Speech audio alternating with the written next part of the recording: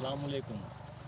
तुसां देखते पे हो बायोसेफ फार्मिंग ते साडे चैनल को देखने वास्ते साडे चैनल को सब्सक्राइब कर गिनो ताकि हर नवी आने वाली वीडियो तुसां तक बआसानी पहुँच सके।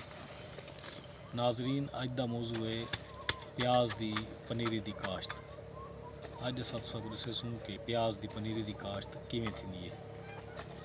नाजरीन, असा क्यारियां बनेंदे पैसे क्यारियां बनेंदे से प्याज दियां मराहल शुरू हैं। इन्हें दा लेवल वगैरह कर इन्हें को सीधा करते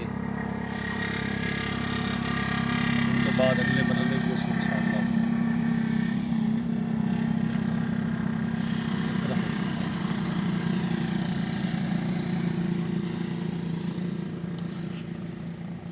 ये माशाअल्लाह मजदूर सारे कम करेंदे पिन देख गिनो क्यारियां बढ़दे पिन ज़बरदस्त माशाअल्लाह।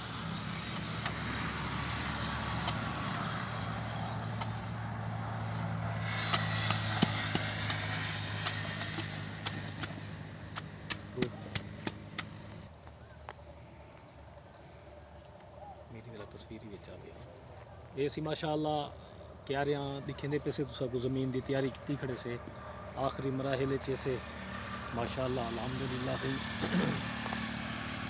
क्यारे की तैयारी करेंदे पैसे आखिरी मराहल से माशाअल्लाह प्याज की पनीरी काश्त करेंदे पैसे ते इंशाअल्लाह लम्हा ब लम्हा दिखेंदे रहे वसूं कि प्याज की पनीरी किमें काश्त थी है। सारे चैनल को देखते रहे वैसे तुसा को नवी तो नवी मालूमात मिलती रहे वैसे।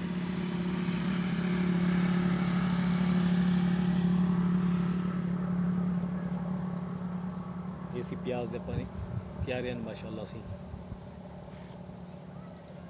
सीधा कर दिखा सारी बात है समझा।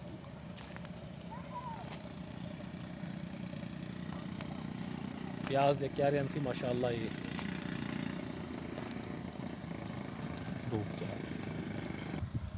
माशाअल्लाह सही असा प्याज दियां क्यारियां बनेंदे पैसे ते क्यारियां आखिरी मरहले दे विच इन तो बाद काश्त दा टाइम शुरू थी वैसे प्याज दी पनीरी दी काश्त शुरू करे सो इंशाअल्लाह वो भी तुसा को लम्हा ब लम्हा दिखे सो इंशाअल्लाह।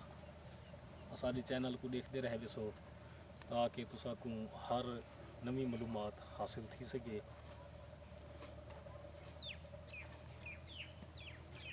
ज़राअत दियां अहम वीडियो असाडे चैनल ते मिल सन।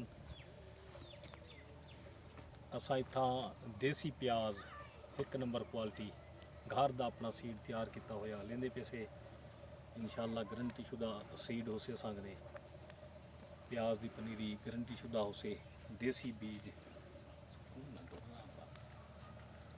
बीज हो से माशाअल्लाह सही गारंटी शुदा एक नंबर क्वालिटी का।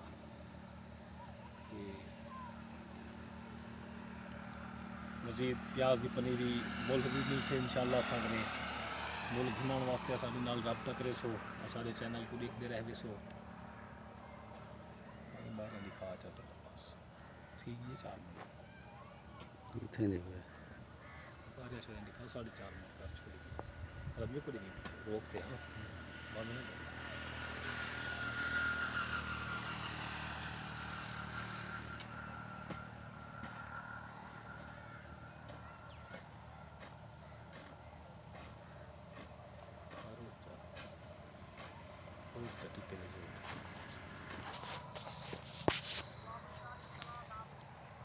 देखते रहे वैसो सारा चैनल यूट्यूब चैनल सही बायोसेफ फार्मिंग ते अज दा व्लॉग कंप्लीट था।